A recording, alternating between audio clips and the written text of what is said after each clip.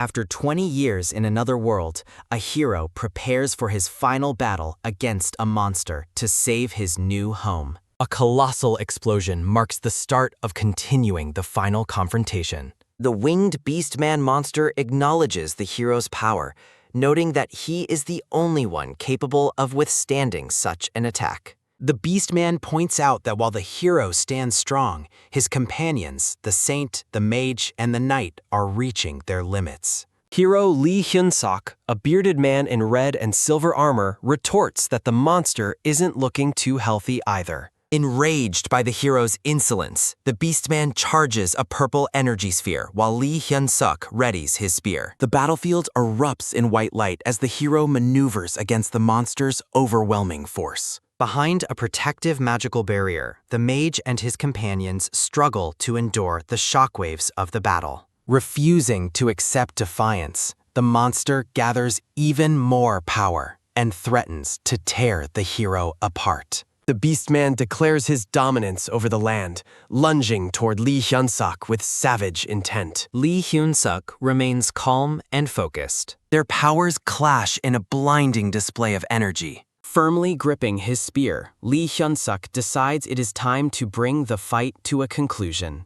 A massive solar flare engulfs the arena. The hero braces himself against the searing heat of the battle. Lee Hyun-sok unleashes the paradox black flame, a dark energy that incinerates everything in its path. He charges through the wreckage, closing the distance for a final strike. He plants his foot firmly. The hero and the beastman exchange blows in a high-speed blur of motion and steel. The ground shatters beneath the weight of their immense power. The monster is driven back by the sheer force of the hero's relentless assault. Lee Hyun-sok leaps forward, spear leading the charge. The monster's massive claw swipes. The hero parries a strike. Gasping for air, Lee Hyun-sok drops to one knee as the toll of the battle mounts. Confident in his victory, the monster mocks the hero's previous efforts as being too weak to cause harm.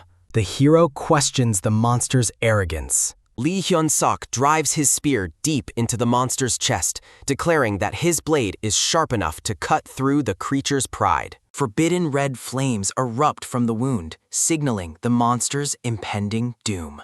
A piece of the spear's mechanism falls to the parched earth.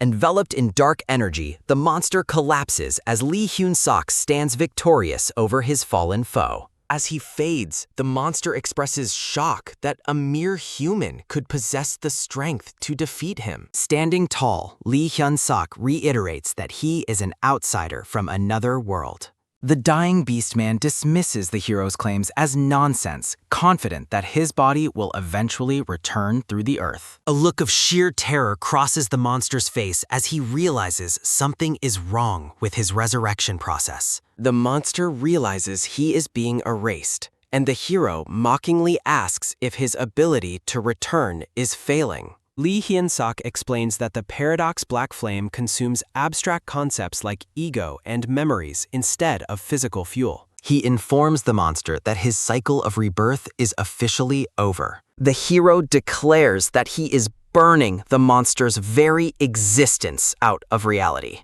With his final breath, the monster tells the hero that despite his victory, he will never be remembered as a savior. The beastman reveals that the hero's trusted companions actually want him dead, which the hero acknowledges without surprise. Lee Hyun-sok calmly admits that he has always been aware of their betrayal. The monster explains that the saint's displays of affection were a calculated ruse to manipulate the hero she secretly loathed. He claims the plan was to ensure the hero would be vulnerable when the time came for his companions to purge him. The hero looks back at the blonde saint and asks for her confirmation of the monster's claims. He notes that the other two companions harbor similar dark intentions. Lee Hyun-sok reveals he knows the knight was bribed to execute him, while the knight reacts in shock. He exposes the mage as a practitioner of human experimentation who hates the hero for his stance against slavery.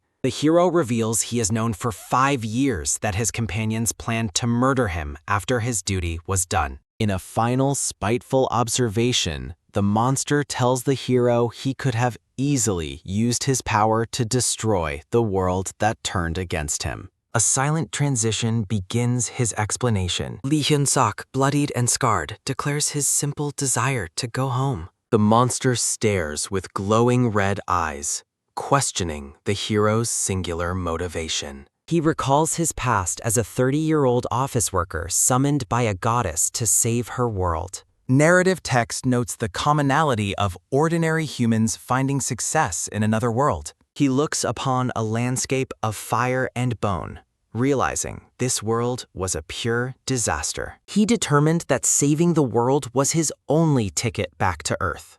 For 20 years, he stands over slain monsters, hardened by 2 decades of constant training. Guards block the hero's path, reminding him that he cannot act without official permission. Lee Hyun-sok carries an injured child, demanding the guards allow them entry for medical aid. The callous guards mock the dying child, viewing medicine as a waste on those they deem worthless. A deeper problem reveals itself through the hero's mounting rage and frustration. He witnesses the horror of primitive medical practices where limbs are chopped off for minor ailments. Carrying the child through the snow, he laments that healers are reserved only for the elite military. He stares coldly, questioning the hollow meaning of his title as a hero. Clergy members intercept him, demanding to know how he recovered a child stolen by monsters. A sinister priestess claims the child is possessed and must be exterminated alongside other demons. Under pressure to follow God's will and abandon his compassion, the hero realizes these people have no concept of human rights. After 20 years, Lee Hyun-sok stands alone in a crater following the final battle's conclusion. Narrative text confirms he has finally defeated the monster and saved the entire world. With the fighting finished, the hero breathes a sigh of relief that his ordeal is over.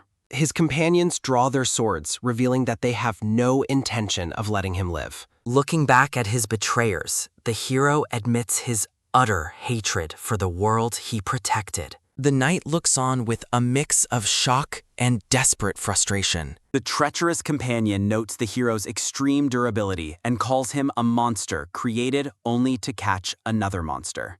He exhales a weary breath, exhausted by the endless cycle of violence and treachery. Lee Hyun-sok shouts at the sky, demanding the goddess uphold her promise and send him home. A heavenly beam of light breaks through the clouds, drawing the eyes of the treacherous companions. Blinding divine energy signals the arrival of the being who summoned him. The voice of the goddess echoes through the light, commending the hero for his hard work. The blonde goddess appears with a serene expression, reaching out to the man she manipulated. She acknowledges his triumph over the monster after his long years of endurance. Lee Hyun-sok points toward the divine light, reminding her of the promise to return his soul and memories to Earth. The goddess smiles serenely as she confirms the terms regarding his soul's preservation. She questions his dissatisfaction, warning that his massive power and achievements will be lost if he leaves. The hero scoffs at her hollow attempts to convince him to stay. He calls her out for her relief, knowing the world has no place for a hero they fear. The goddess asks one final time if he truly has no regrets about leaving everything behind. She watches him with a somber, knowing gaze as his decision remains firm. Lee Hyun-sok drops his weapons, stating that his only desire is to return to the world he knew. The hero's spears fall into the dirt, signaling the end of his career as a warrior.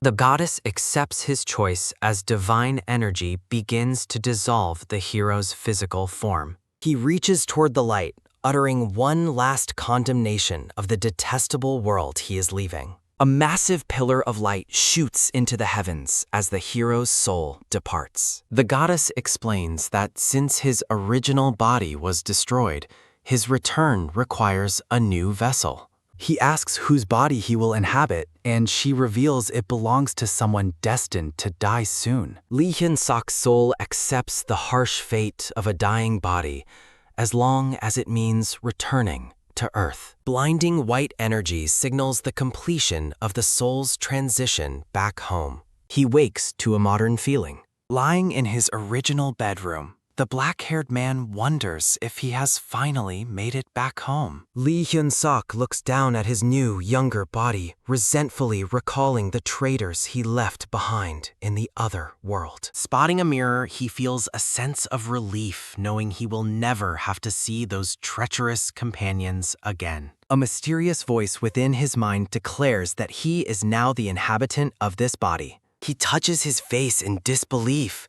staring at the unfamiliar, black-haired reflection staring back at him. Collapsing to his knees in the middle of a modern bedroom, he finally accepts the reality that he has returned to Earth. He splashes his face with tap water, marveling at the simple luxury of clean running water and mocking the mages of the previous world. A manic grin spreads across his face as he gazes at a gas stove flame, delighted that fire no longer requires manual labor. His eyes widened with joy as he discovers a box of fresh, steaming fried chicken sitting on a table. He leans in close, drooling slightly as he questions if he is truly about to taste chicken again after 20 years. With trembling hands, he picks up a piece of the golden brown chicken, his gaze intense and hungry. He sits alone at a low table, hunched over his meal in the quiet of the apartment.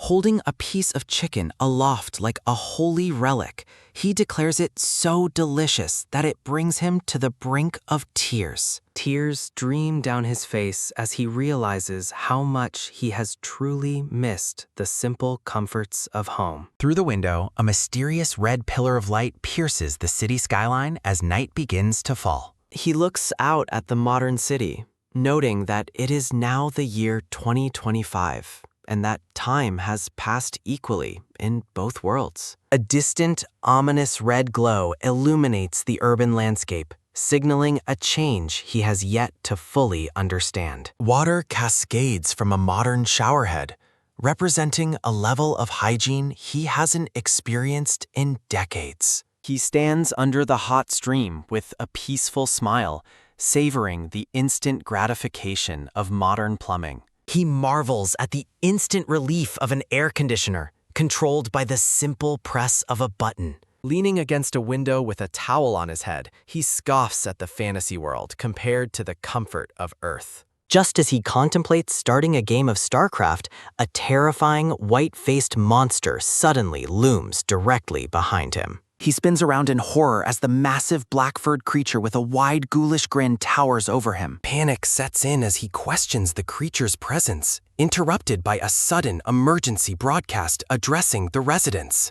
Huddling on the floor as the monster's shadow stretches over him, he hears an announcement about an erosion zone appearing in the complex. The broadcast urges everyone to flee to the underground shelter, leaving him baffled and terrified by the sudden chaos. Reflections on a nearby door reveal multiple monsters gathering outside his apartment. A monstrous clawed hand slams against the glass, spiderwebbing the surface with cracks. Forced into action, he sprints down a dark hallway to escape the encroaching pack of creatures. He frantically runs for his life as a swarm of grinning monsters pursues him through the building. His internal monologue screams in confusion, wondering what kind of nightmare Earth has transformed into during his absence. The monsters swarm up a stairwell while a pair of small hands grips a windowsill nearby. He manages to climb through a broken window into a different part of the building, desperate to lose his pursuers. Panting and leaning against a wall, he breathes a sigh of relief that he has managed to temporarily evade the monsters. His attention is caught by a young boy with a bowl cut hairstyle running through the corridor with a wooden stick. He urgently warns the child to get to the shelter, but the boy calmly asks if he saw where the monster went. To his utter shock, the small child declares his intent to kill the monster and invites the man to join him. Realizing he can't let the stubborn boy wander alone, he decides to follow him while the child explains the nature of erosion zones. The young boy turns back to look at him, seemingly unfazed by the surrounding danger. As they talk, the boy explains that monsters emerge from these unpredictable zones, much to the man's grim realization. He grinds his teeth in frustration, lamenting that he escaped one hell only to find his homeworld has become another. The boy mentions his previous life in America as they continue through the hallway. He shares a strange piece of news about the US president being impeached for trying to smuggle his daughter into Korea. The child asks if he knows of a popular hunter named Lee Si-yoon. While the boy describes the high-ranking hunter's skills, the man envisions the woman fighting a massive creature in the snow. He questions how ordinary humans have gained the power to fight monsters, finding the whole concept difficult to believe. His eyes narrow as he listens to the boy praise the hunter's impressive greatsword. As the boy offers to show him a video, the man suddenly lunges forward and clamps his hand over the child's mouth. He pulls the boy into the shadows, his expression becoming sharp and focused as he senses danger nearby. He spots a group of 4 monsters lurking in the hallway ahead, crouching low to avoid detection. With calculated precision, he counts the enemies and realizes there are actually 6, including one hiding in wait. The black-haired man notes his above-average strength and prepares to face multiple enemies. He looks at the crying boy and worries that leaving him alone would lead to disaster. He wonders how to handle this situation without weapons as a blue aura appears. He senses mana in the air while small, masked monsters lurk nearby. He confirms the energy is identical to the mana from the other world. A terrifying, white-faced creature with a ghoulish grin stares forward. The monsters screech as a sudden energy discharge hits them. He notes his accumulated mana is gone, but plans to use the atmospheric energy.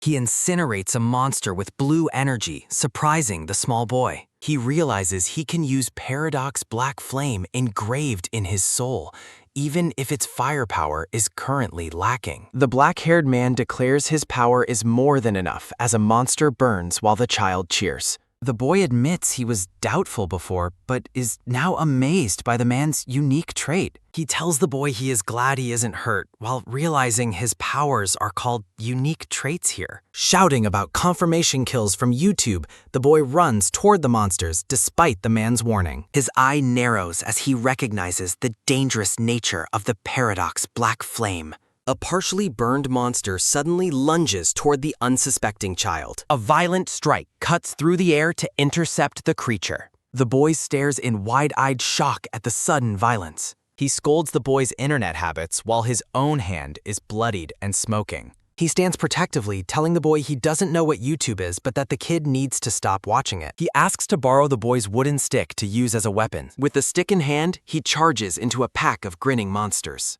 Swift white arcs of movement signal a series of lethal strikes. A monster is sent flying backward by the force of his attack. He delivers a final, powerful blow that crushes the ground. The boy watches with a look of pure, breathless amazement. The boy asks if he is a hunter hiding his identity, but the man only sighs in response. A thick puddle of dark blood pools on the floor. He reflects on the suffering he endured just to find rest. He grits his teeth in a display of intense frustration. He laments that this world is no different from the one he left. They finally arrive at the crowded underground shelter area. A heavy door begins to shake from an external impact. He asks if elementary schoolers are called Gemin now, and the boy explains it is a derogatory term. A panicked woman cries out for Yoon-sung upon seeing him. The woman thanks him for bringing Yoon-sung back and apologizes for her immature son causing him trouble. Yoon-sung reunites with his crying mother while the man watches awkwardly. Noticing the woman's expensive accessories, he realizes the boy comes from a wealthy family. A massive, armored fist suddenly punches through the ceiling of the shelter. A hulking black monster breaches the wall and looms over the terrified crowd. The beast lets out a deafening, predatory screech. Its long, wet tongue lolls out from between rows of sharp teeth. Civilians scream and flee as the shelter's outer wall completely collapses. Amidst the chaos, the boy tells the man they need to run away this time. He looks down with a shadowed expression, stating he didn't ask for much. He reflects on his simple desire to return to his beloved hometown. He looks at his scarred, blood-stained palm with a sense of weariness. He tells the boy again to stop calling him that nickname. He notes that the boy is rich and questions why he wants to be a hunter instead of staying safe. He stares firmly at the child, telling him he doesn't need to fight. Yun-sung realizes the underground bunker is unsafe. The boy admits he is currently weak. He vows to eliminate every erosion zone. He passionately declares he will save the world. The black-haired man validates the boy's dream. He watches the boy walk away safely. The mother pulls her son away urgently. The boy looks back, calling for him. Close-up of the boy's wide, stunned eyes. The man declares he will be the savior. The boy listens to the man's bold claim. He asserts that his past experience is superior. A stylized logo signals a narrative shift. A recruitment page displays various professional opportunities. He reflects on returning to Earth after decades. He admits his grand resolve didn't last. He focuses intensely on a video game. He celebrates an effortless victory in game. He drinks soda, savoring the easy life. A hand opens a soda can top. That he saves worlds better. He relaxes at his desk with drinks. He marvels at modern one-touch convenience. He considers food on his phone. He discovers his bank balance is nearly empty. He explains Yu Chan-suk's past employment history. He realizes normal job hunting is impossible. He notes that most companies are failing. He wonders about his next career move. A notification for hunter recruitment pops up. The scene shifts to the Hunter Association. Candidates gather for the upcoming selection exam. Men mock the current selection standards. They dismiss the applicants as weak small fries. A black-haired woman walks through the hall. One hunter boasts about his own batch. He suddenly spots a legendary world-ranked hunter. High-ranking hunter Lee Si-yoon arrives with bodyguards. Candidates are shocked to see her scouting. Lee Si-yoon reviews Han Sanga's electronic profile. Her assistant clarifies the candidate's combat role. They discuss the utility of different abilities. A man shouts about real combat experience. They share candy while discussing student survival. Students panic when facing a real monster. The crowd waits for the exam to start. Lee Si-yoon smiles, ready to find talent. A commentator speaks through his headset microphone. He notes an applicant with interesting credentials. He reveals an ordinary person without training. An unprecedented event shocks the observers. Someone questions Yu Chan-suk's courage for standing on the stage. The black-haired man notes his name change while the announcer explains match rules and weapon restrictions. Yu Chan-suk plans to save the world and live well as his opponent sneers. Success in the tournament is deemed essential. The announcer orders both candidates to take their positions. The announcer shouts into his microphone. The blonde opponent mocks Yu Chan-suk for having no mana as he lunges with a flaming spear. The black-haired man remains stoic as his opponent demands respect for the coming loss. The opponent brags about being the Academy's undefeated spearmaster. Yu Chan-suk's gaze sharpens during the charge. The flaming spear thrust misses its target. The blonde fighter freezes in total confusion as his target vanishes. Appearing behind him, the black-haired man insults the opponent's spear technique. A heavy blow connects with the blonde man's torso. A foot pivots firmly against the floor. A devastating strike sends the blonde student flying backward. Impact forces the opponent's mouth open. Yu Chan-suk expresses surprise at the quick victory, explaining he used bare hands to avoid severe injury. He questions if this mediocre performance represents the average hunter level. The black-haired woman watches intently and asks about the man's identity. Her colleague identifies him as a former logistics employee with almost no mana. The man in sunglasses dismisses the feat as pure luck and offers a candy. The candy rests in open palms. The black-haired woman realizes the candidate is intentionally suppressing his mana accumulation. Yu Chan-suk decides to end future matches quickly to prove his abilities. The defeated blonde student gasps in disbelief from the ground. The black-haired man reassures him that the wound is not fatal. The student stares in wide-eyed shock. The finality of the blow echoes. The opponent lies defeated on the concrete. Yu Chan-suk is declared the winner. Spectators complain about the weakness of the new rookies. The black-haired woman's eye narrows in thought. Judges lament the poor quality of training at the academy. Determined to witness his true skills, the black-haired woman prepares to move. She heads off to speak with the association director. The candidate's weakness remains a concern. Yu Chan-sok continues to easily overpower every opponent, questioning the academy's curriculum. He wonders if there are any decent fighters left. Dust settles in the quiet arena. The crowd reacts to a new, attractive candidate entering the stage. A gray-haired girl with a sword steps up, hailed as a potential stop to the rookie. Yu Chan-sok acknowledges the presence of the new challenger. He notes that she possesses the most mana he has seen all day. She warns him that his luck has run out, while he mocks her cliched dialogue. She assumes he lacks a unique trait since he only uses punches. Her eyes crackle with green energy as she vows to fight seriously. He privately admits he has a trait but keeps it hidden to ensure everyone's safety. She prepares her final stance with a breath. The gray-haired girl unleashes a massive surge of green lightning. She draws her blade as a violent emerald explosion engulfs the arena. A look of absolute disbelief crosses her face. She lies on the floor while the black-haired man stands over her. Hansanga struggles to comprehend how he evaded her lightning speed. Yu Chan-sok analyzes her ability, comparing her sword-drawing technique to a railgun. He crouches, admitting her skills are impressive, but noting a critical flaw. He explains she prioritized speed over strategic thinking during her strike. A mental diagram reveals how she utilized magnetic rails through the air. He mocks her for using an attack with such an obvious trajectory. Frustration boils over as the gray-haired girl prepares another assault. She vows to defeat him without relying on her specialized technique. He easily evades her charge, questioning her intelligence for attacking so recklessly. A blinding green flash signals another powerful mana release. He observes that her desperate attempt to scrape together mana is destroying her body. The black-haired man appears behind her as she falters from exhaustion. He advises her to signal if the pain becomes too much. A swift movement catches her off guard. She gasps in agony as the blow connects. His fist clenches firmly before delivering the final strike.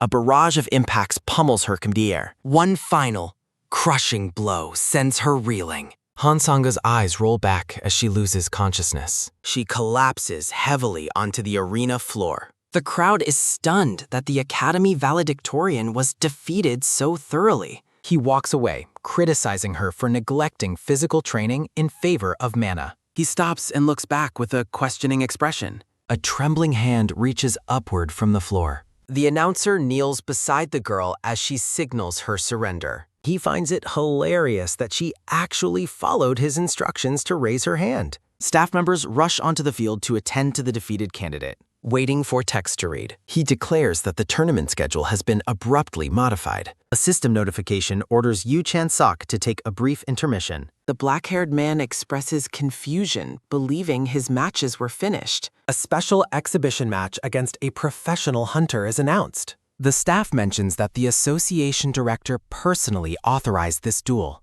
Yu Chan-sok notices the crowd's excitement as his new opponent's profile appears. He realizes they are trying to test the true limits of his strength. A massive broadsword slams into the ground with a loud ring. A woman with long black hair steps onto the stage. Lee Si-yoon introduces herself as a representative of the Janabi Guild. She invites him to a fight, claiming the previous stage was too small. He recognizes her as the 10th ranked hunter in the world. Facing her powerful aura, he reflects on the limitations of his current body. A confident smirk spreads across Yu Chan-sok's face. He agrees to the match immediately, catching the announcer by surprise. Lee Si-yoon appreciates his boldness and notes his high stamina levels. As Hansanga is carried off, he resolves to achieve the best possible results. He taps a weapon, viewing this world-class hunter as the perfect training partner. The black-haired man wonders if he should raise his value. The announcer and audience react with intense shock. Lee Si-yoon lunges forward with her massive broadsword. Yu Chan-sok blocks the heavy overhead sword strike. The black-haired man marvels at the woman's incredible physical strength. Lee Si-yoon notes that his speed has dropped significantly. Yu Chan-sok laments his body's inability to exploit existing openings. She claims she was just warming up and expected him to last 5 minutes instead of 30. Lee Si-yoon decides it is time for him to rest. Yu Chan-sok notices a lack of mana in the air. He prepares to use Paradox Black Flame as his gaze sharpens. Lee Si-yoon's eye widens in sudden surprise. A massive shockwave shatters the arena floor. The black-haired man dashes away with incredible speed. Lee Si-yoon notes he dodged a strike he shouldn't have been able to. Wisps of dark energy surround the black-haired man. The Paradox Black Flame technique is officially revealed.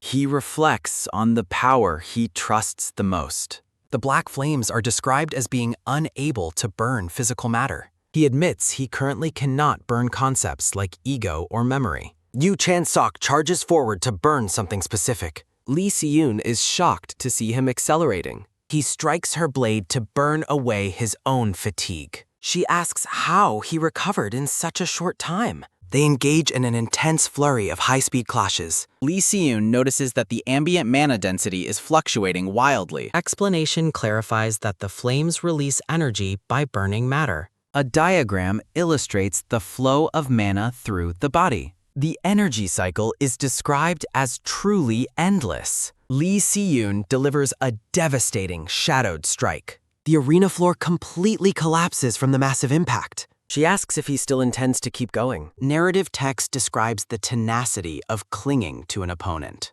Grinning despite his injuries, he claims he can still go. Yu Chan-sok asks if she happens to like clingy kikes. She bluntly replies that she absolutely hates them. Narrative text explains the leftover ash residue of the black flames. Yu Chan-sok forfeits the match and asks to be spared. Lee Si-yoon is officially declared the winner by forfeit. A large striped lollipop is presented as a prize. The observers recognize the extreme value of the candy. Lee Si-yoon offers him the lollipop and slips her card inside. He realizes she is a partner hunter for Janabi LLC. She tells him to call her later for more details. Please provide the text you would like me to read. The black-haired man bites loudly into the hard candy. He marvels at how licenses have evolved from paper to smartphones. He explores various digital features like gear marketplaces and satellite messaging. A voice confirms his identity as Hunter Yu Chan-sok. A massive, muscular man with tattoos towers over him.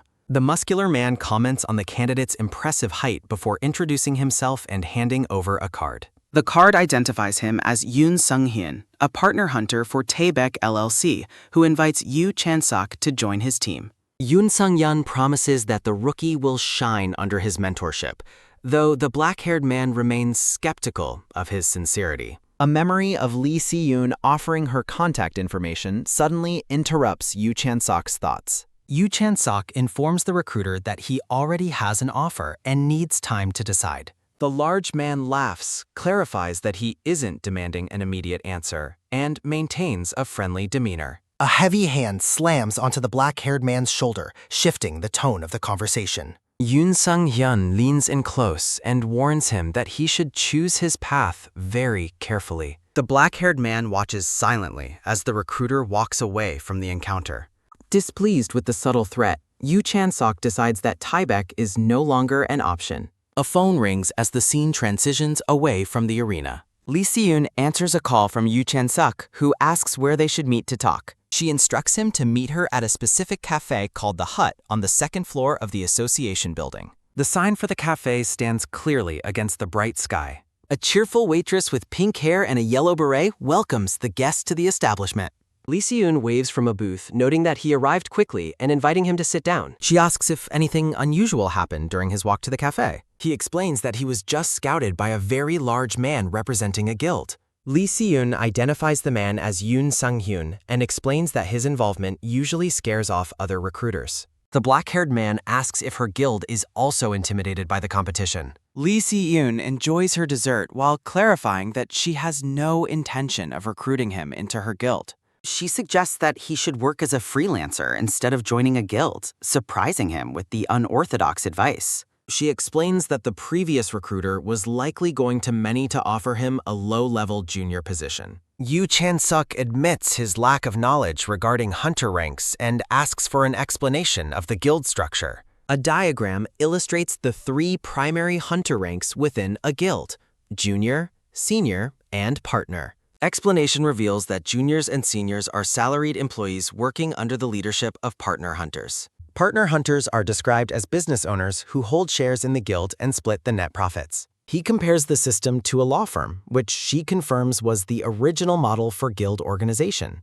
She explains that working through the ranks is not the only way to reach the top. He realizes building a reputation with solid results will cause guilds to come to him. She offers him more candy with a wide grin, prompting him to question her constant generosity. He points out that working without connections or experience will make it difficult to secure good contracts. She offers to act as his intermediary for free to help him get started. While eating the candy, he asks why she is putting so much effort into helping him. She admits that she wants him to remember Janabi fondly if he ever decides to join a guild in the future. She slides a brown envelope across the table, leaving the decision entirely up to him. He begins to examine of the files she provided. The request involves patrolling a specific area in Incheon City to eliminate any new erosion zones. He reviews the contract terms, noting the upfront payment and the bonus for successful completion. She acknowledges the pay is modest, but reminds him that higher earnings follow fame and strength. She asks for his final decision regarding the freelance job offer. Lee Si-yoon smiles expectantly as she waits for his response. Yu Chan-suk stares back with an intense and focused expression. Someone asks about the background and nature of the new hunter. A black limousine travels down a highway alongside a smaller car. Inside the car, Lee Si-eun describes his civilian background and his impressive performance in the tournament. Her colleagues express total disbelief that a rookie could hold his own against her for 4 hours. She points out that she gave him a significant amount of candy during their meeting. A veteran hunter in the car suggests that her restrained power is the only reason he lasted so long. Lee Si-yoon looks out the window, noting that as someone who usually toys with others, his tenacity was truly unexpected. The scene shifts to the coast of Gyeodong-do in Incheon City. Looking out over the shore, someone admits that despite thinking highly of a specific individual, concerns remain. A hunter questions why the mission requirements for prior experience were bypassed for a newcomer. Another observer wonders if a rookie can truly survive being surrounded by seasoned veterans. Gripping her weapon, the gray-haired woman tells her superior not to worry about the situation. Looking at the orange-haired man, she notes that formulating schemes for the guild is his specific responsibility. Lee Si-yoon asks what would happen if the rookie eventually attained her current level of power. As the black-haired man walks away with his spear, she continues her hypothetical thought about his future strength. The black-haired man stares ahead with a look of cold determination. A delivery man arrives at an apartment building searching for a specific room. He rings the doorbell while complaining about the extreme weight of the package. The worker checks for his next destination while waiting in the hallway. A voice from inside the room asks if the delivery has finally arrived. Yu Chan-suk sits on his floor and notes that the large equipment case arrived perfectly on time. He unlatches the heavy storage container.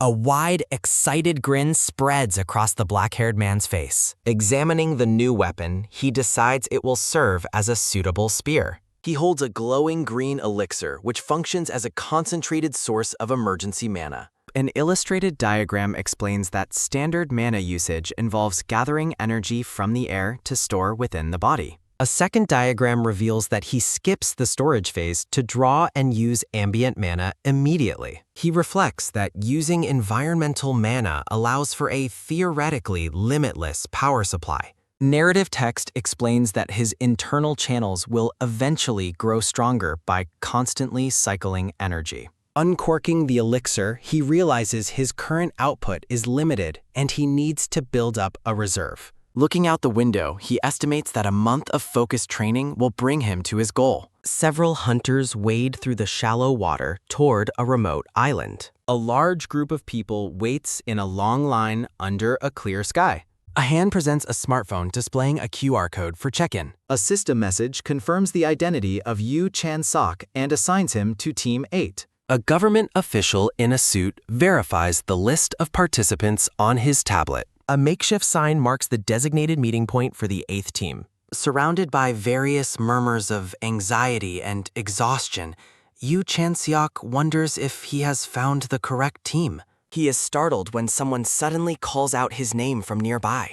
The gray-haired woman notes that his hair looks much neater, though he claims the messy look was just static electricity. She expresses joy that they are on the same team, but he questions why they should bother staying together. She claims she wants to learn from his superior strength, but he dismisses her praise with a joke about his joints. Looking annoyed by his seriousness, she tells him to take better care of himself. A close-up shows an official preparing to address the gathered hunters. Standing on the deck of a large ship, the administrator announces the start of the mission briefing. He offers to explain basic terminology for the first-time hunters present, which Yu Chan-sok recognizes applies to him. A diagram illustrates the grading system for erosion zones, with grade 1 being the most dangerous and unrated being the lowest. He identifies an unrated alpha erosion zone located at a church on the north end of the island.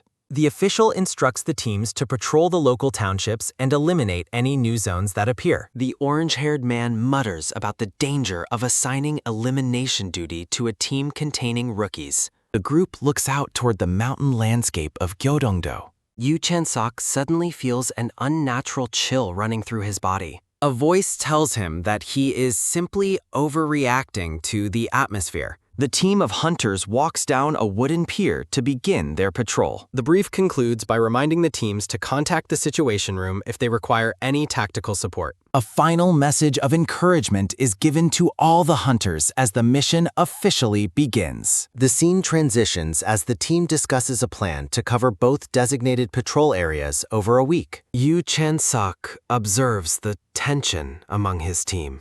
Yu Chan-sok proposes basing their operations at Hwagesa before moving out. The spiky-haired hunter questions Yu Chan-sok's rookie status and the choice of Hwagesa. Yu Chan-sok explains that the temple at Mount Hwage offers a clear view and convenient lodging. Other hunters express concern about being surrounded on the mountain.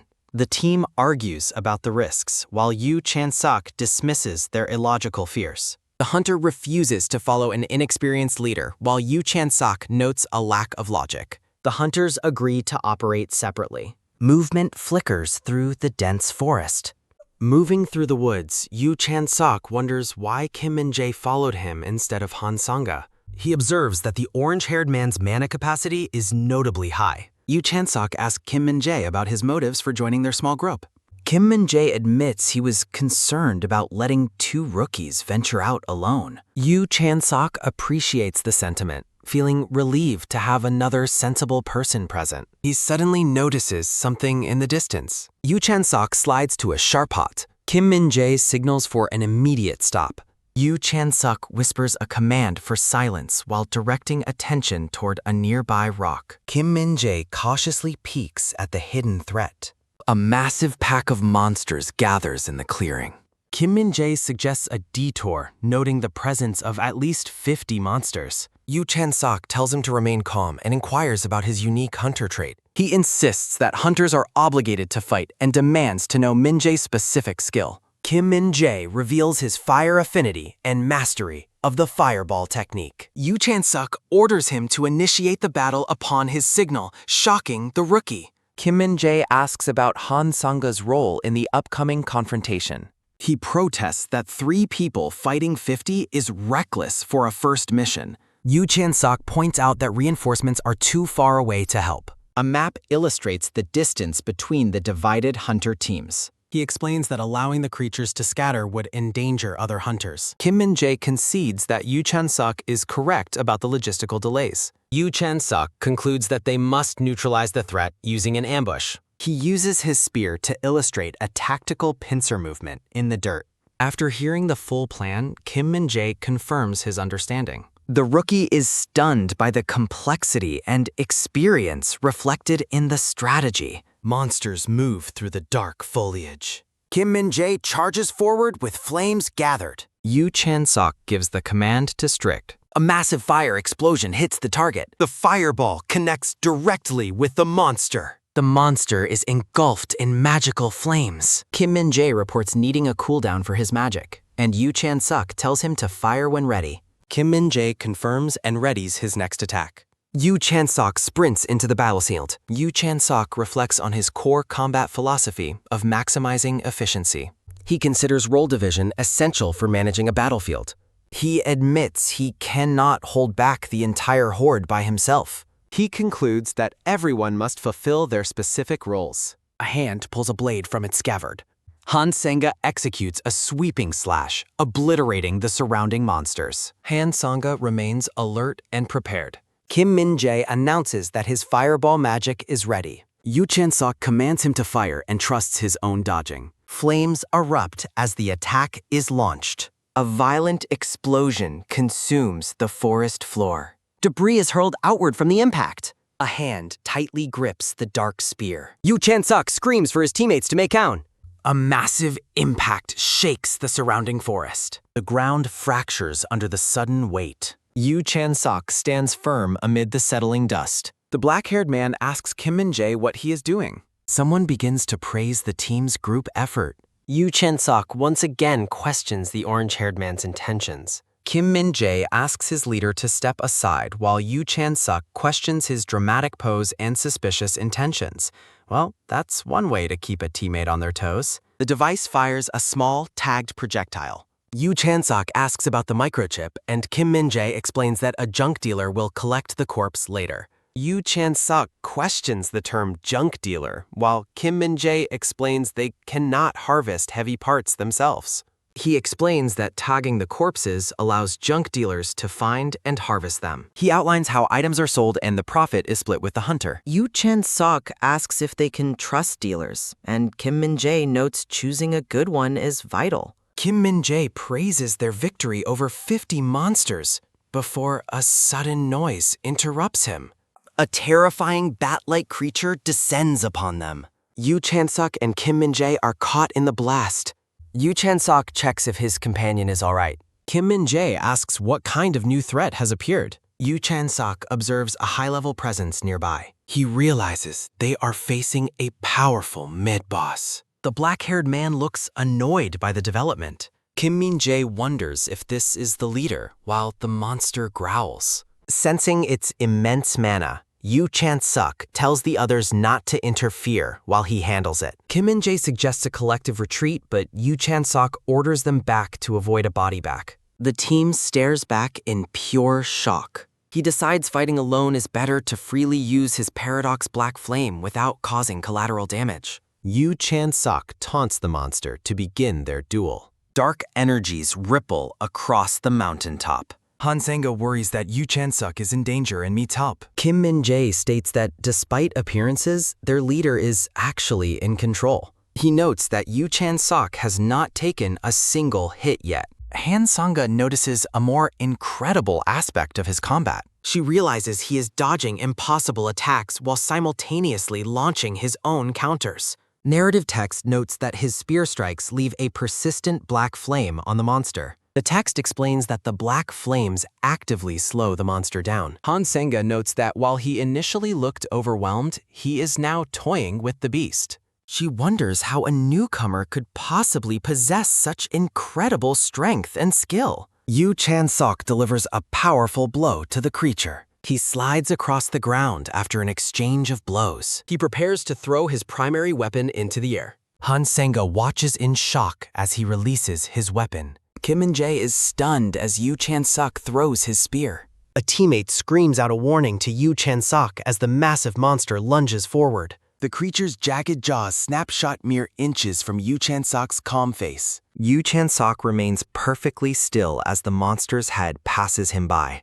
Well, that is one way to get a close-up with the local wildlife. The colossal beast loses its balance and crashes violently into the ground. Yu Chan-suk observes the fallen monster, noting that its muscles are still moving despite its exhaustion. He looks down with a cold, determined eye and resolves to finish the battle properly. The gray-haired woman and the orange-haired man watch the scene in complete shock. Kim Min-jae expresses disbelief that the powerful monster simply collapsed after appearing to have the upper hand. Yu Chansuk calls out to Kim Min-jae while resting his spear on his shoulder. The orange-haired man questions if it is normal for such high-level monsters to appear in this specific region. Yu Chansuk recalls the briefing's grading system, noting the local zone was initially classified as unrated. He deduces that the island's alpha erosion zone has likely been upgraded to a dangerous grade 3. He tells the gray-haired woman to stay calm and consider the logical reality of their situation. Kim Min-jae panics, noting that the power gap between an unrated zone and grade 3 is like night and day. Narrative text warns that in such a high-level zone, the chances of survival for unprepared hunters are almost none. Kim Min-jae urges them to go save the other hunters, but Yu Chan-suk flatly declines. He admits he has his own limits and cannot save every person wandering the island alone. He clarifies that their mission is to locate and eliminate erosion zones, not to act as a rescue party. He reminds his team that in this line of work, they cannot expect everyone to survive. Han Sanga asks Yu Chan-suk how he would react if he were the one in a fatal situation. She asks if he would beg for his life and suggests they should show pity to others. Yu Chan-suk counters that he understands human emotions, but his focus remains strictly on the final result. Text explains that there are certain deaths in their world that simply cannot be avoided. A grim vision shows a bearded man being consumed by fire as he faces an inevitable end. Yu Chan-suk warns the others not to let a hopeless situation shake their resolve. He concludes that such a mindset will prevent them from surviving in this harsh world. The scene shifts to the team entering a dark, traditional building as the door creaks open. Yu Chan-suk is relieved to find the building intact with no signs of recent monster activity. He turns to Kim Min-jae and asks if he has noticed anything special in the area. They look out at the dark mountain, observing lights from other hunter teams scattered in the distance. Yu Chan-suk warns that light makes their position obvious to enemies, which is a dangerous mistake. He reflects that small monsters are manageable, but exposing one's location to a boss is fatal. He decides to leave a critical warning message for the other teams using his device. The message warns that the erosion zone has likely reached grade 3 and advises against using lights. Yu Chan-suk uses his spear to sketch a tactical diagram in the dirt floor. He explains that destroying the core of an erosion zone will cause the entire area to vanish. Looking focused, he remarks that their ultimate objective sounds quite simple. He determines that they just need to find and eliminate the erosion zone itself. Han Sanga looks down in silent contemplation while processing the weight of their new task. Kim Min-jae appears somber and resolute as he listens to the plan. Yu Chan-suk presses a button on a small radar device while discussing the team's safety. He moves through the dark woods, relieved they confirmed the zone's location during the briefing. He feels optimistic that things should go smoothly from this point forward. A sharp close-up shows his eyes widening in sudden alarm at an unexpected development. A massive, shadowy foot stomps down, shattering the ground beneath it. Yu Chan-suk grits his teeth, realizing that things were indeed going a little too smoothly. A low, menacing growl vibrates through the air from the nearby darkness. The entire area is consumed by an oppressive, pitch-black energy. A hand surrounded by purple energy sparks reaches out as a voice asks, "You again?" Yu Chan-suk remains alert, staring into the shadows as the next threat emerges. Yu Chan-suk's focus with intensity. He prepares for the next movement. The mid-boss looms over him and notes that he is another face it does not recognize. At the Gyeodongjo Hunter Association Situation Room, reports confirm Team 5 signals have gone dark and the hunters are presumed KIA. A staff member reports that monsters are acting in an organized way with a confirmed death among Team 3, questioning how this is happening in an unrated zone.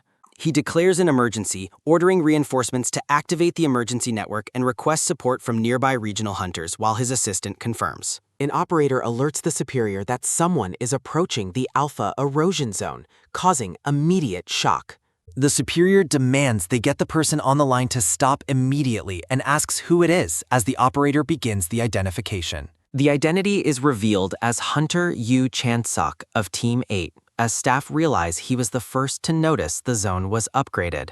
The superior orders a connection to confirm he is alive, reflecting on the unprecedented upgrade, and Chan-sok heading straight for the danger. As the connection is established, Yu Chan-sok swears and realizes the monster is much faster than he initially thought. He rants at the association, shouting that they called it unrated and he is only dodging because of his skill, accusing them of poor investigation. He continues to call them absolute idiots and vows to stick an erosion zone on their faces later, while an operator suggests muting the audio. Well, that is one way to handle negative feedback. Yu Chan-sok's back is shown as narrative text notes his paradox black flame does not have the power to kill the thing outright yet. He realizes that for strong foes, he must wear them down with paradox black flame and then finish them with his spear. The giant monster lunges forward as narrative text notes that the beast has no intention of falling over. Yu Chan-sok thinks to himself that he pulled too much mana earlier for the giant bat, leaving him way weaker than usual. He determines he cannot leave the island, but needs to find a place on Gyeodongdo where he can draw mana. He suddenly spots a potential source. He discovers a glowing pool on the ground. Yu Chan-sok leaps over the pool. He taunts the monster to keep up. He smiles while mentioning there is something he needs to check. The operator reports that the GPS signal has vanished. The superior is stunned as the report confirms Hunter Yu Chan-sok has entered the Alpha Erosion Zone. A bold graphic splash marks a transition. Yu Chan-sok remarks that the inside looks cleaner than he expected. He reflects on the grading system, wondering how big Grade 1 and 2 zones are if unrated and Grade 3 aren't that large. The monster's feet land in the grass. Yu Chan-sok notes that the sightseeing is over. Facing the mid-boss, he suggests they wrap things up and mentions he is not really the clingy type. The massive beast let out a roar. Narrative text identifies one of the biggest problems with the paradox black flame as he grips his weapon. Flame sticks to every living thing, except him, as dark energy coats his hand and spear. Yu Chan-sok stands engulfed in dark flames. He tightens his grip on the spear. He dashes forward with blinding speed. A rapid sequence of strikes unfolds. The monster is caught in an explosion. Looking back, he notes that if he is fighting alone, the black flame's weakness might as well not exist. Dust rises as narrative text says what matters is what happens next. Blue energy begins to glow on his chest. The light illuminates his skeletal structure and heart.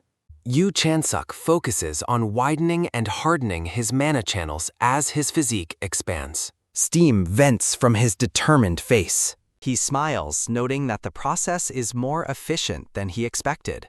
The monster roars as it is consumed by dark fire. A ring of blue energy pulses outward.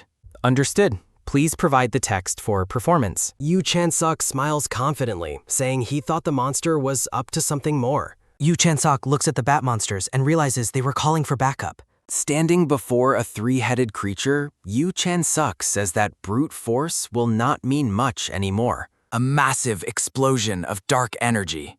Yu Chan-sok assesses that he is stronger than when he started, but not yet at his otherworld level while searching for the erosion zone's core. He recalls Hunter Kim Min-jae saying the core should be the strongest monster in the space. The fire has finally gone out. A shadowy figure with glowing eyes appears behind Yu Chan-sok as the fire goes out. Yu Chan-sok widens in alarm. A powerful burst of energy erupts.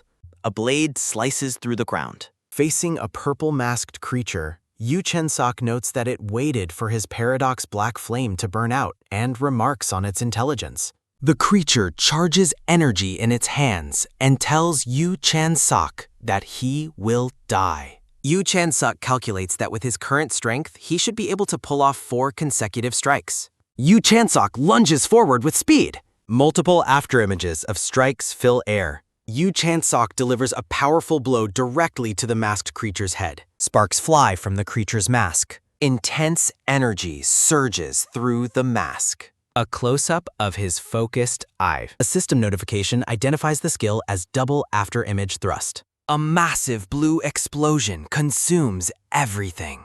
The creature reels from the impact.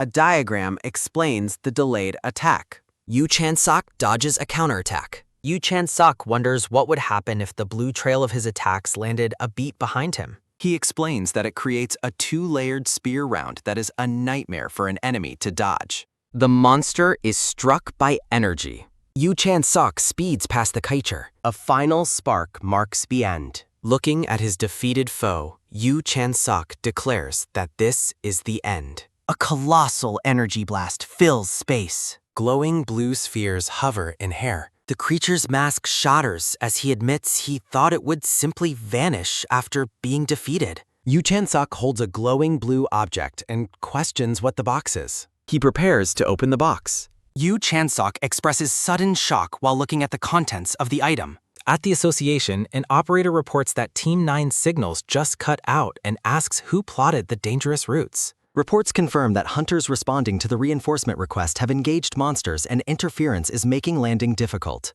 A man stares at the screens. A man with stubble looks on in horror and asks if this is the end. An operator calls to his superior. The operator reports a message just came in from Hunter Yu Chan-sok, and his superior asks what it says. The operator announces he is putting the message up on the main screen. The main screen displays a message stating that Gyeodong-do's alpha erosion zone has been cleared as of now. The superior stares at the screen in disbelief and wonders if a miracle actually happened. Yu Chan-sok breathes a quiet sigh.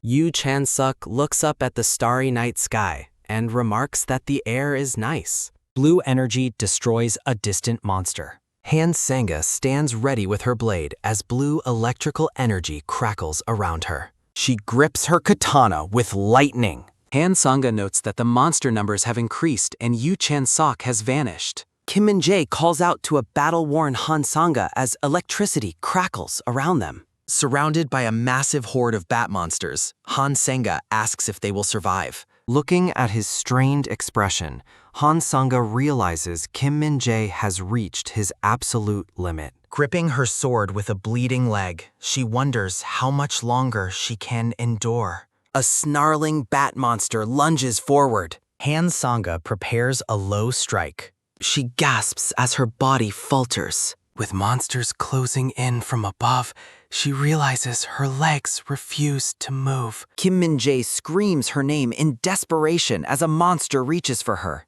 A full moon shines through clouds. Han Sanga looks up in shock. The monsters suddenly dissolve into black smoke, leaving the two hunters confused but alive. At the assembly point, Yu Chan-sok arrives and notes the heavy casualties from the monsters going wild. Nearby staff members react with total shock at seeing Yu Chan-sok alive. Yu Chan-sok stands tall with his spear. Kim Min-jae waves excitedly from a medical tent while Yu Chan-sok acknowledges them. Kim Min-jae shows his phone, explaining how shocked he was to receive the message that the zone was cleared. When asked how he cleared it alone, Yu Chan-sok claims his heart moved to protect others, while privately admitting he is just managing his image.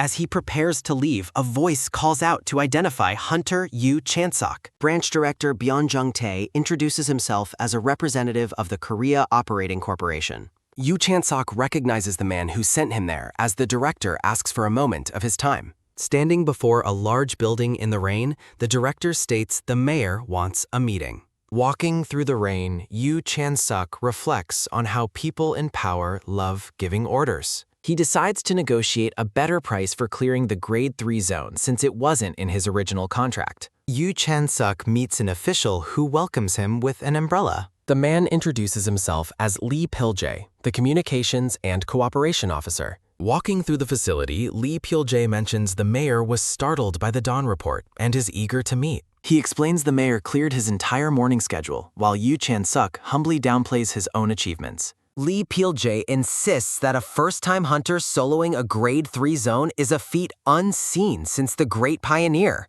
Yu Chan-sok privately agrees that even for him, the task was exceptionally difficult. He wonders about the precedent mentioned. Lee Pil-jae opens a door and announces Yu Chan-sok's arrival to the mayor. Inside the office, the mayor thanks him for making the journey. Incheon Mayor Park Yan introduces himself and apologizes for the poor weather conditions. He invites Yu Chan-sok to sit and orders Lee Pil-jae to prepare coffee for the group. As coffee is served, the mayor commends Yu Chan-sok for his tremendous service to the nation. He explains that the erosion zone was a budgetary nightmare and is relieved it was resolved so efficiently. The mayor asks to confirm if this was truly his first job, and Yu Chan-sok answers affirmatively. The mayor stands up in excitement, declaring his pride that such an extraordinary hunter began his career in Incheon. While Yu Chan-sok looks on in confusion, the mayor begins a patriotic speech about Korea's safety and Incheon's importance. He boasts about Incheon's airport infrastructure and the massive foreign investment flowing into international cities like Songdo. He enthusiastically lists the economic benefits of the airport and the international funds. The mayor vows to ensure Yu Chan-sok has a smooth and obstacle-free career path as a hunter. An official asks him a question. While driving Yu Chan-sok, Lee Pil-jae asks what his true purpose is in working as a hunter.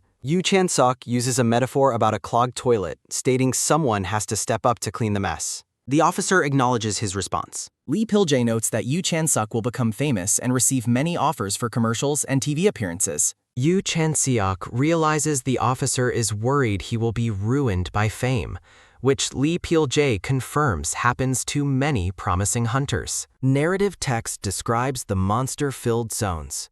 Korea stands as a swayed sanctuary. The officer commends Chan-seok's massive achievement. He wishes Chan-seok remains hopeful. Rain washes over the city skyline. Chan-seok dismisses the mayor's transparent motives. He recalls a lifetime of hardships. The mayor continues his persuasive pitch. Chan-seok mentions the mayor's low ratings. The mayor is surprised by Chan-seok's knowledge. Chan-seok points out the difficult re-election. The mayor questions Chan-seok about permissions. Chan-seok realizes the mayor's self-serving plan. He resents the mayor's parasitic behavior. The mayor boasts about his connections. He proposes a brand waddle. He emphasizes the endless potential benefits. Chan-seok confronts the mayor's cheap valuation. The mayor discusses the public's needs. Chan-seok considers his own hunting future. He dismisses the redundancy of offers. Chan-seok rejects the mayor's uninteresting offer. He walks out, ending the meeting. Abandoned coffee sits on the table. Stormwater gushes through the concrete drain. A hooded figure receives a report. He hears the Gyeodongdo test held. The kneeling man offers better news. They review footage of Chan-seok's exam. The video captures Chan-seok's mysterious flames. The hooded figure expresses dark satisfaction. The public eagerly checks their phones. A boy shares news with his mother. Youths debate the new hunter rankings. A hospitalized patient anticipates the results. The chairman receives a ranking briefing. Lee Si-yoon wonders about Chan-seok's progress. Chan-seok checks his phone while weaving. A digital screen displays new rankings. Lee Si-yoon is ranked 10th overall. Choi Yurim holds the 3rd position. Jang Tae-seok is ranked 2nd, one lied. Notification declares Chan-seok the top hunter. An official dismisses the waiting hunter. Chan-seok views his entry status online. He achieved the fastest ranking entry. Chan-seok reflects on his unique situation. A reporter asks about his past. Chan-seok addresses a massive questioning crowd. He compares the spotlight to entertainment. A reporter asks Yu Chan-seok for a statement on his future determination. Yu Chan-seok vows to let his results speak for themselves. A helicopter flies over a ruined city. The chairman describes the administrative collapse of overseas nations due to erosion zones. He contrasts this with Korea's technological status, highlighting the mana-powered helicopter they are currently riding. The chairman explains how several major capitals vanished under the weight of erosion. They prepare for a closer inspection of the wreckage. He identifies Gonsalok as one of the world's most dangerous erosion zones. Gonsalok rapidly consumed the city center 13 years ago. A dark, abandoned theater sits empty. A deafening crash fractured the silence, echoing through the confined space. Panic erupted, a suffocating wave that consumed them. Escape? Impossible. Exits sealed. In an instant, trapping them within the sudden tomb. Within just a few days, an entire city disappeared in silence. The chairman notes that central government power has weakened despite stable international borders. Yu Chan-suk asks what these global details have to do with his summons. The chairman reveals that Yoon Sung-yoon of Taebaek is looking for him, disgruntled by his refusal. A flashback recalls Sung-hyun warning him to choose his side carefully. Yu Chan-suk reacts with shock upon hearing that Sung-hyun requested his home address. The chairman warns that Taebaek's aggressive ideology might lead Sung-hyun to try forcing Chan-suk into submission. Yu Chan-suk acknowledges that defeating Sung-hyun in a fight would currently be a major challenge. The chairman correctly guesses that Chan-suk prefers working alone over joining a guild.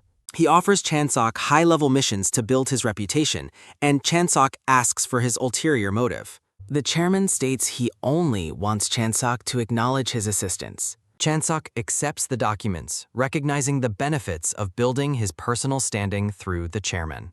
The chairman outlines a mission to escort a cargo ship of necessities from Busan to Nanning. The cargo includes high-end ceramics, ginseng liquor, and expensive tea. Looking over the list, Yu Chan-suk mocks how luxury sedans are now considered necessities.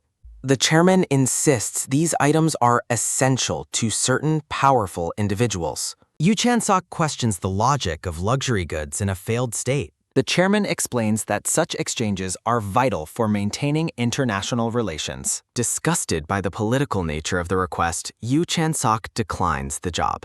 The chairman tries to change his mind by stressing the government's interest. Yu Chan-suk remains firm, expressing his disdain for getting tangled in political games. The chairman scolds him as an arrogant rookie who is letting fame go to his head. Yu Chan-suk tosses the paperwork out of the helicopter into the sky. Papers showing luxury watches flutter away. Yu Chan-suk offers a casual thanks to the ride. He announces he will swim back to Seoul, leaving the chairman in total disbelief. Yu Chan-suk steps off the helicopter ledge.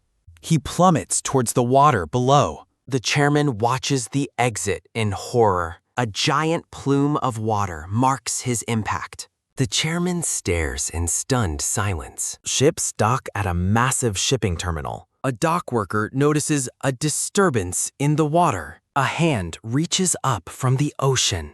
Yu Chan-suk hauls himself onto the dock, gasping for air. He complains about the chairman's threats while the worker looks on confused. The worker offers a sympathetic word, and Yu Chan-suk thanks him. He resolves to focus on building his strength. Chan-suk resolves to take the most difficult jobs. He refuses to be pushed around by anyone. He finds a suitable mission on his smartphone. An advertisement requests hunters to assist Tsushima Island victims. He exhales while watching a vibrant orange sunset. Chan-suk realizes he will be busy for a while. A lone shrimp is depicted in white line art. Narrative text notes a change in the sea. A monstrous figure kidnaps fishermen from their boat. Testimony comes from those who barely escaped alive. A man sits in despair, surrounded by medication. Reports confirm that the captured fishermen are alive. A stone torii gate stands alone in the water. Chan-suk reviews the mission details from his home. He notes the 55 million won reward for rescuers. He calculates the wealth of completing the job solo. Text explains the varied power levels of eroded creatures. A giant, muscular cyclops monster looms over debris. Violent blue energy swirls across the dark sky. Grade 2 creatures are compared to natural disasters. Serrated teeth are shown in a menacing close-up. Mist rises from the bottom of a massive jaw. Chan-suk doubts his ability to solo a grade 2. He realizes he needs a capable partner for help. Chan-suk stands on a boat with a spear. He addresses his partner as they head toward Tsushima. Lee Si-yeon stands ready in her tactical hunting mirror. Chan-suk checks his phone to track their travel time. He warns Si-yeon that this fight is much harder. She notices a glint on his new shoulder armor. Si-yeon asks how he obtained such limited edition gear. Chan-suk reveals his contractor gave him the gift. He boasts about his status as a rising star. Si-yeon encourages him to get stronger and more famous. The scene shifts back to their initial conversation. Ziyun recalls asking him to be her hunting partner. He asks if she truly believes she is capable. She expresses concern over the jump to grade 2. A moment of silence passes between the two hunters. He reminds her of her desire to learn strength. Chanseok guarantees she will improve under his teaching. Ziyun stands alone in a destroyed building, considering. He asks for her final decision on the partnership. Ziyun reflects on the reason she must get stronger. He glances back at her as they approach Tsushima. She stands at the edge of the moving boat. A bright red light signals a sudden emergency alert. Sensors confirm unidentified objects are directly in their path. Several tattered ghost ships emerge from the thick fog. They plan to sneak past the 5 detected ships. Yu Chansuk asks Han Sanga for any good ideas as they proceed.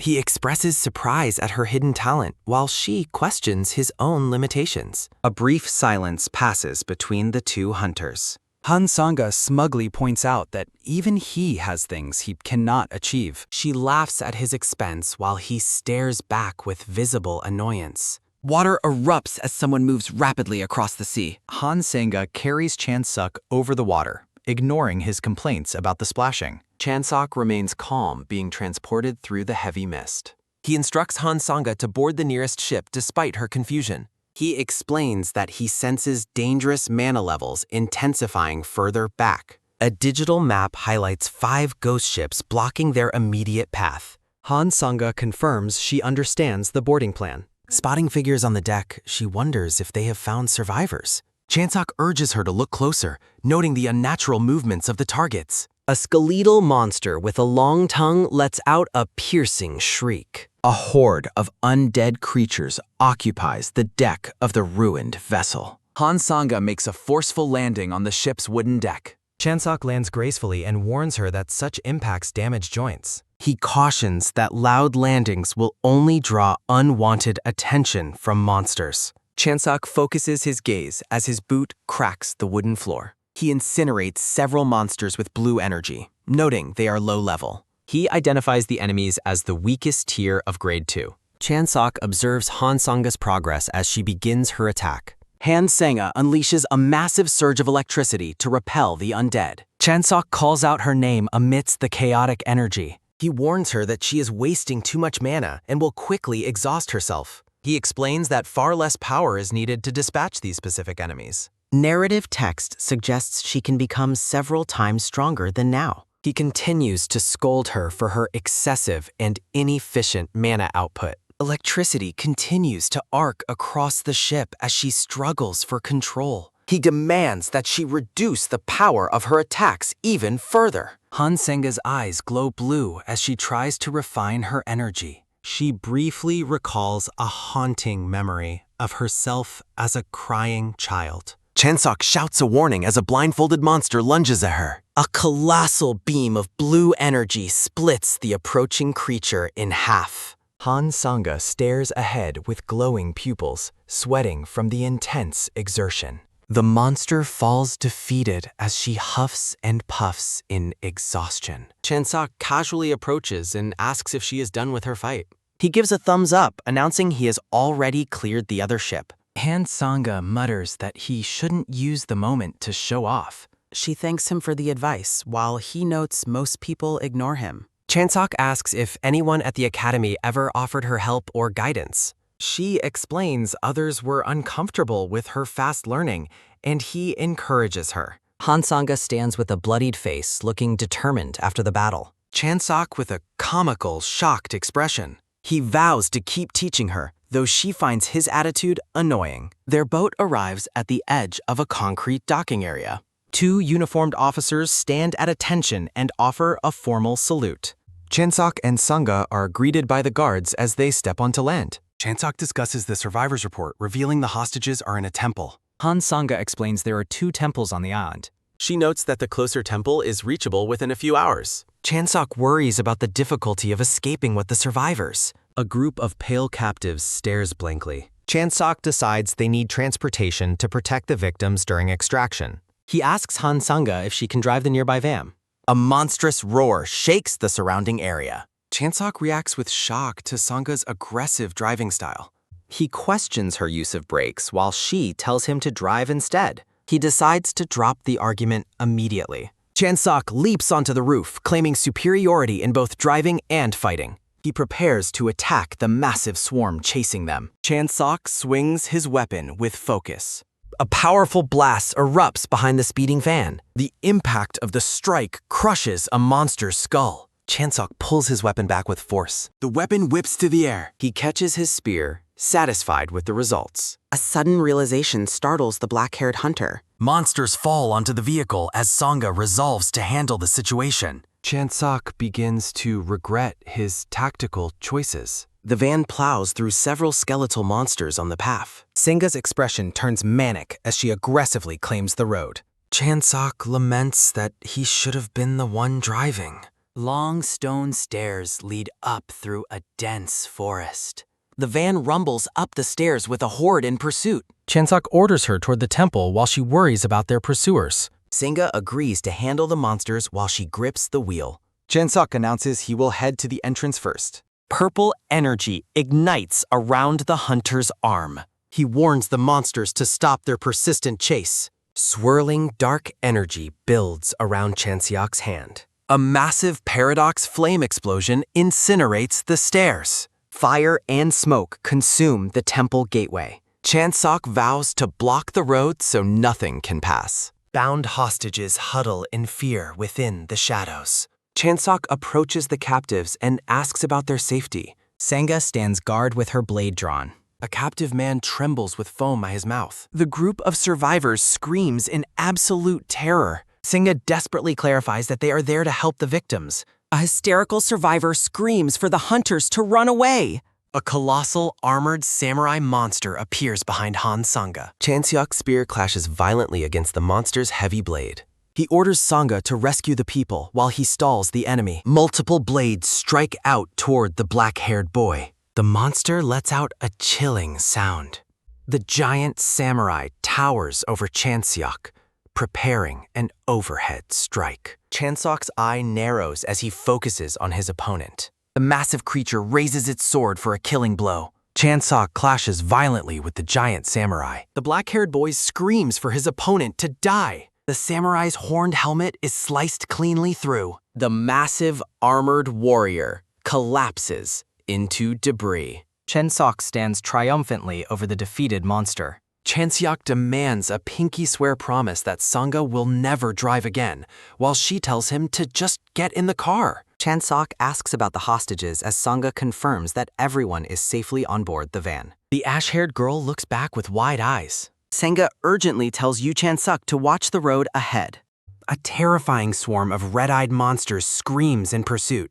Chansok notes that one of the creatures survived being hit by the car. Chansok asks Han Sangha to lend him her sword, leaving her completely shocked. Sangha shouts that asking a swordswoman for her blade is a massive insult, while the horde screeches behind them. Chansok asks if the honor of a swordswoman matters more than the lives of the people they are protecting. Sangha reluctantly offers her weapon to the black-haired boy. Chansok catches the blade midair with intense focus. He realizes he must use his special gear much sooner than expected. A narrative transition marks a shift in the battle. In a memory, the boy holds a glowing purple cube. Chansok stares in awe at the mysterious object. A reinforced tactical glove sits on a display pedestal. Chansok puts on the glove, confirming his suspicion that it is no ordinary piece of gear. He notes that the device stores mana directly from the atmosphere. Chansok observes the design is meant to support the user's mana flow. He realizes that for him, this gear is worth more than its basic classification. He calculates that the glove-type magic battery has a maximum capacity of about 5 minutes.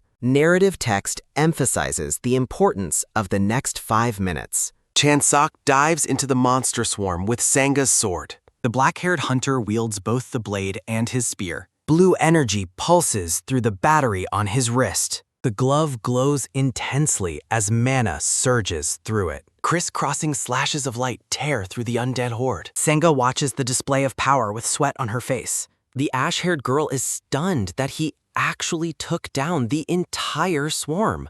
Chanseok looks back through the smoke and dust. He orders Sangha not to look back and to head straight for the port. The van races through the deserted city streets. Sangha mutters that she thought the mission would be over once they dropped off the survivors. As monsters scream and chase the vehicle, Sangha frantically asks where they keep coming from. Sangha warns that the car is about to give out and suggests stopping to fight, but Chanseok tells her to keep going. Blue light begins to flicker around the van's wheels. The van surges forward, leaving a trail of mana energy. Glowing blue energy coats the tires as they speed along. The vehicle screeches across the open bridge towards safety. Sangha notes with confusion that the monsters who were chasing them like crazy have suddenly stopped. The horde stands at a standstill behind an invisible boundary. Sangha wonders if something is actively blocking the creatures from following. She spots a glowing yellow sigil appearing on a nearby wall.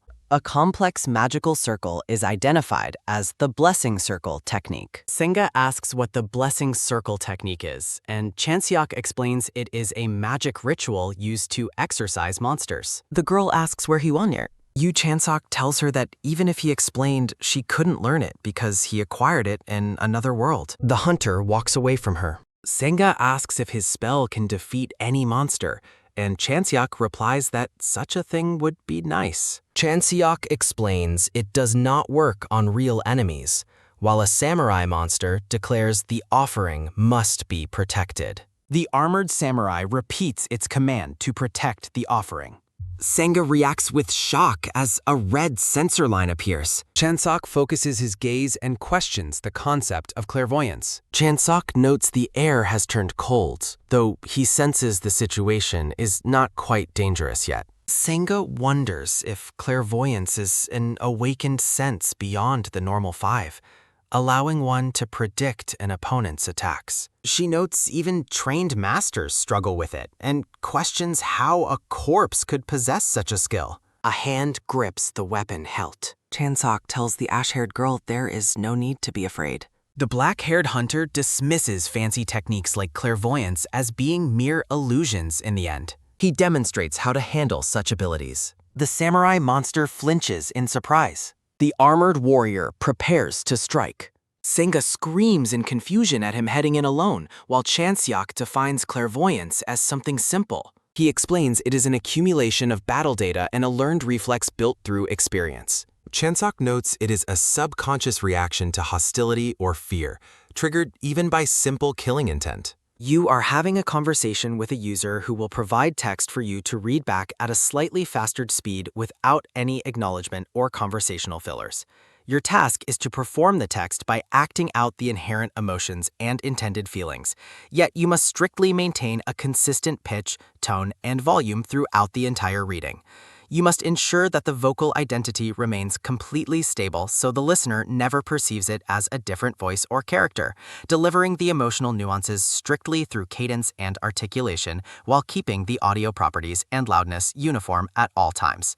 Narrative text acknowledges that very few people can successfully execute this technique. Sangha contemplates various high-level martial states like sword mind and trance. She considers the realms of mastery, including sword spirit unity and the return to one's origin. Chanseok prepares to face the samurai.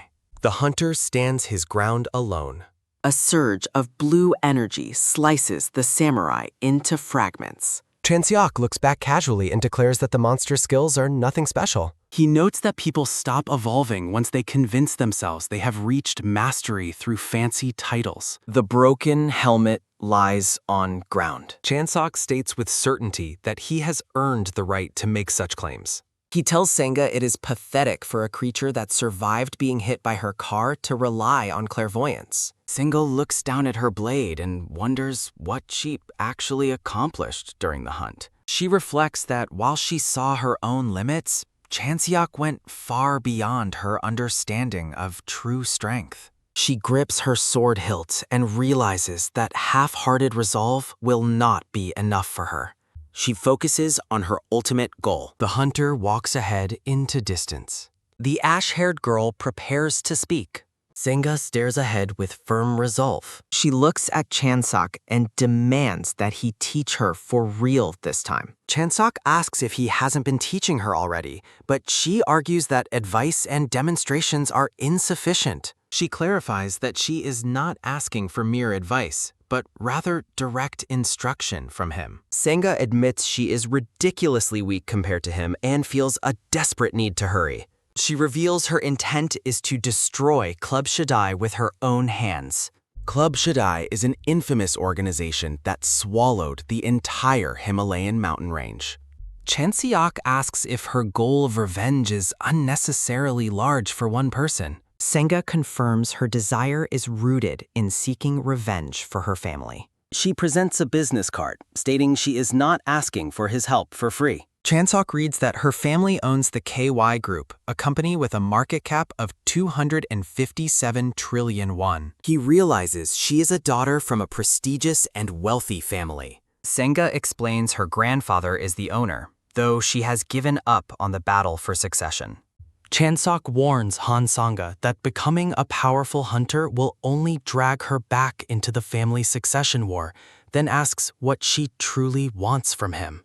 Senga asks him to make her the strongest and offers rare elixirs that are impossible to find through normal channels in return. She promises that these elixirs will help the black-haired hunter reach the level of power he desires. Chansok silently reflects that the girl wouldn't believe the truth even if he shared it with her. A memory of a legendary bearded warrior clad in heavy armor standing amidst a sea of flames appears. The warrior stands firm as the inferno rages around him. The ancient hero closes his eyes, radiating a divine golden light. Returning to the present, Chanseok shakes Sanga's hand and declines her offer of rare elixirs. He tells her to provide basic supplies for now and suggests they take the van to the medical center. A doctor records details on a medical clipboard. Senga asks about the recovery timeline as the doctor notes the poor nutritional state of the 7 rescued patients. The physician explains that it will take at least a week before any of the survivors are healthy enough to speak. The doctor requests that the victims be allowed to rest, and the hunters agree to leave them in peace. Chansok tells Han Sanga they should begin her training immediately, which leaves her completely stunned. The 2 hunters relocate to a quiet rooftop for their session. Chansok pauses to ask a serious question before they begin. He asks if Sanga believes she could dodge his spear if he attacked her with his full power. Senga nervously admits that the massive gap in their skills makes such a feat seem impossible. Chansok points to his eye and explains that dodging is possible if one pushes their senses to their absolute limit. He instructs her to feel the movements of the world through her skin. The hunter tells her to master all 5 senses to fight within the realm of conscious awareness rather than relying on instinct. Senga grips her sword as Chanseok prepares to test if she has understood his lesson. The ash-haired girl is shocked as the boy vanishes from her sight before he even finishes his sentence. She desperately tries to track him by listening for the slightest sound. Chansuk suddenly appears behind her and tells her that her approach is wrong. He critiques her for being too slow and tells her to prioritize her senses over active thinking. He explains that real combat allows no time for thought and warns that unmastered senses will only lead to deception. The building stands silent under the overcast sky. A guard outside looks up in alarm as a massive cloud of dust erupts from the roof. Another officer arrives and frantically asks where the first guard has been. He demands to know why he wasn't summoned sooner as the rooftop training intensifies. The first officer stares back in total confusion. The intensity of the battle causes debris to rain down from the roof. Sanga uses her blade to deflect a powerful strike from Chanseok's spear. Chansok's golden eye narrows as he focuses on his student.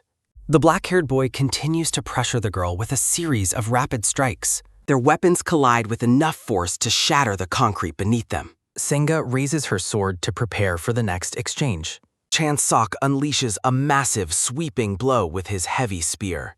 Sanga's eyes widen as she realizes the coming attack is too fast and too powerful for her to dodge. A voice suddenly shouts for Chanseok as he prepares to land the finishing blow. An officer interrupts to announce that one of the survivors has finally woken up and wants to speak. Chansok notes that time has passed quickly while Sangha stands behind him, gasping for breath and covered in sweat. He decides to end the first training session, noting that Sangha is finally able to block his attacks. Senga tiredly agrees as she recovers from the grueling workout. The two hunters visit the bedside of the conscious survivor. The witness recalls a truck arriving at the location where they were being held and seeing someone exit the vehicle. Chansok listens closely as Sangha asks if the people getting out of the truck were more hostages. The survivor clarifies that the newcomers were too calm to be prisoners and that the monsters showed no hostility toward them. The witness reveals the chilling truth that the humans appeared to be actively assisting the monsters. The survivor explains that specific hostages were selected and loaded onto a truck. Chansok notes the suspicious nature of the escape given the low hostage count. The witness reveals that the escape was actually a trap allowed by the captors. Senga reacts with absolute shock at the news of the intentional release. Chanseok begins to see the trap while Sangha asks him for his thoughts. He explains it's impossible for a civilian to have escaped such a place unaided. Sangha is deeply disturbed by the enemy's cruel and daring behavior. Chanseok notes the extreme arrogance displayed by their opponents. His eye glows as he reflects on being underestimated by a petty trick. Senga questions if his anger is due to being mocked or the trap itself. He asks the survivor for any other information that might be useful. Both hunters are left bewildered by the mention of a cat. The witness focuses on the appearance of the person leaving the truck. A building identifies the cat as a mascot for the airport.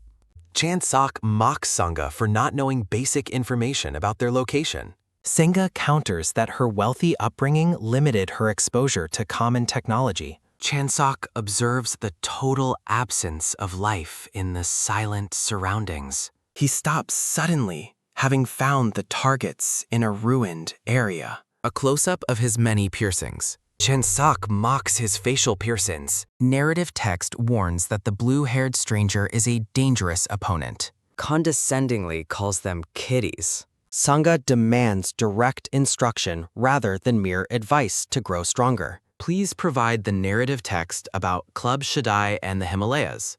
I am ready to read it now. Chansok expresses doubt about the feasibility of her massive revenge goal. Senga provides a business card to show she can pay for training. Chansok realizes her family owns the immensely powerful KY group. She explains her family's status despite her withdrawal from the succession war. The doctor reports on the poor condition of the 7 survivors. Senga is shocked by the sudden start of their training session, stopped by an officer's call. A survivor has awakened. Chansok realizes how much time passed during their intense training. Chansok reflects on the suspicious escape and the low hostage count. The survivor clarifies that the release was orchestrated by the enemies. Senga remains deeply unsettled by the enemy's heartless tactical maneuvers. She watches Chansok as he processes the insult of being underestimated. Both hunters reflect on the strange mention of a cat mascot.